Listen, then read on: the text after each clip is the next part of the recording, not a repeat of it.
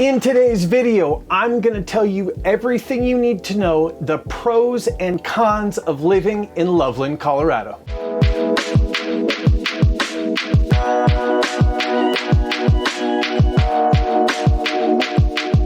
During the 1920s, Loveland boasted the largest cherry orchard west of the Mississippi River and was famous for producing over $1 million in cherries every single year. First of all, in 1920, $1 million. What does that even look like now? I mean, that's a lot of money. I have no idea, but what I do know is that is a lot of cherries. What's up, beautiful people? My name is Noah, and I am here today to tell you everything that you need to know about Loveland, Colorado. And this is going to be an absolutely no bullshit list of the pros and cons of living in Loveland. And you're gonna wanna stay around till the end of the video when I drop some local knowledge on you that is going to help you out massively. First off, I wanna say that I really love Loveland. Say that 10 times. No. I know that it sounds cliche, but the town is truly amazing and it keeps getting better and it shows no signs of slowing down. And I think the summer that we moved here, my wife and I took the family to an event every single weekend in Loveland for about 3 months straight. And that brings me to my first pro, which is Loveland's community. There are hundreds, and when I say hundreds, I mean it, hundreds of community events. Now, no matter what you're into, you're gonna find people to connect with, which if you're looking to relocate here is gonna help this town feel like home. Now, the city does a really good job of upkeeping the town, picking up trash, mowing the lawns in the parks, and keeping everything manicured. So all you have to do is just go out and enjoy it. Now, the people are some of the best part, and meeting people is really easy because of all the events. You're gonna meet people with kids, you're gonna connect with people that are into what you are into, and it helps form instant bonds and connections. So it took us almost no time at all to meet people and to feel like Loveland, Colorado is home. Now, when raising a family, you've gotta have things to do with your kids, and Loveland has 27 playgrounds and parks located all throughout Loveland. And I love going to the parks with my kids, and in all honesty, the view makes the endless swing pushes a little bit more enjoyable. My daughter Waverly loves the swing. Oh, daddy push me, daddy push me, daddy push me. 47 minutes later, I'm still pushing, but it's okay because I'm staring at the beautiful Rocky Mountains. Now, with all the beauty, the vibrant art scene, and endless recreation, it's hard to believe that according to several studies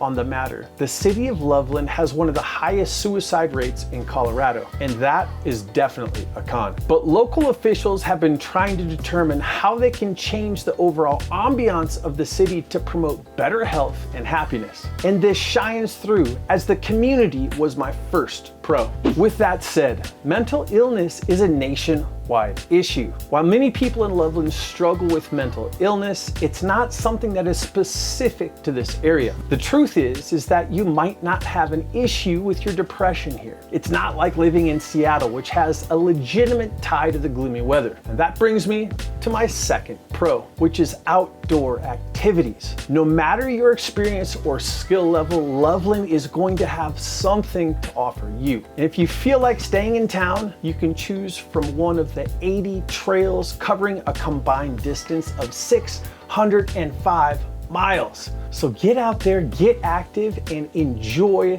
what Loveland has to offer. And if you want to take it up a notch, you can head up Highway 34 and take your pick of hiking, biking, hunting, rafting, and camping, four-wheel drive trails, overlanding. It is amazing. And just 10 minutes in the car gets you to Devil's Backbone, a 4.3 mile out and back trail with an elevation gain of 564 feet. And if you want to make a day out of it, it only takes 45 minutes to get to the Rocky Mountain National Park, and beyond that are acres and acres of rugged wilderness for you to enjoy. I guess this would be a good time to mention the occasional traffic, and that comes in at my second con. There are many major Colorado cities boasting an excellent public transit sector, which helps cut down on traffic. Unfortunately, Loveland is not one of those cities. The public transportation is lacking at best. But the honest to God truth is that you will need to have a car if you want to live within the Loveland area. And speaking of which, it's important to remember that this is a suburban city layout. That means that you will have traffic congestion in town from time to time during the rush hour traffic hours of early in the morning when people are going to work and when people are coming home. And this is going to be increased during months when the city is trying to fix potholes, improving infrastructure, and widen up streets. And if you plan to head to Denver to catch a concert or a Broncos game, you will more than likely experience traffic on I-25. And congestion can also occur on mountain switchback roads due to slow drivers, unfamiliar with the area, rocks, or wildlife. My suggestion is to put on some good music, slow down, and enjoy the view because the mountains aren't going anywhere. The third con is higher home prices. And for the most part, Loveland is pretty affordable. Food is cheaper. So is the entertainment and utilities, and even health-related costs are going to be smaller. However, there is one slight exception to this rule: housing. The median home price in Loveland as of June 2023 is $526,000. And I know there are people who are going to see this one of two ways. The first being people that are looking to get out of ridiculously expensive markets like Boston, Queens, New York, and California. It would blow their mind how much of a house and land you can get with a $2.5 million budget. They think real estate is cheap. On the other hand, if you're looking at relocating from the Midwest, housing will seem expensive because, believe it or not, there are still places in the Midwest where you can buy a home for $120,000. According to the Council for Community and Economic Research, at the end of 2022, the average price of a home in the US came to $452,510. That's up from $336,448 just 5 years ago, or an average increase of nearly 35%. Now, these are nationwide numbers, but the point I'm trying to make is that home price appreciation is showing no signs of slowing down, especially in northern Colorado. So if you can purchase soon, you will build a healthy amount of wealth, and I'm going to call this a pro. Whether you choose to live here or you have to relocate for a job, you will need housing. And if you plan on being in Colorado for at least 2 years, buy a house and ride the wave of increased appreciation. In 2022, homeowners enjoyed 16% difference in value compared to the previous year. So let's put that into perspective. Say you moved to Loveland in 2021 and purchased a 3-bed, 2-bath, 2-car garage home for $500,000. In a year, that same home will have increased in value by $80,000. Now, I don't want to sound lazy here, but wealth you don't have to work for is the best kind of wealth.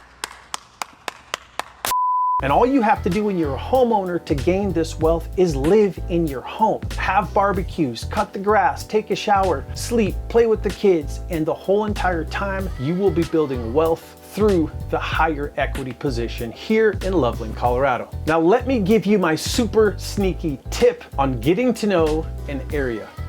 Leverage social media. Get on the Loveland Facebook groups and follow some local Instagram accounts. And speaking of which, you should go follow me right now at real.estate.hippie on Instagram so you can get a behind the scenes look at all the areas and all the fun my family and I go out and have. This will give you an intimate view of Loveland through the eyes of someone living there. And if you are considering relocating to northern Colorado, Loveland should be close to the top of your list. If you have any questions about what life is like, shoot me a call or text at my cell number below. I get text messages, calls, and emails from people just like you looking to relocate to northern Colorado. Thank you for hanging out with me, and I will see you on the next video.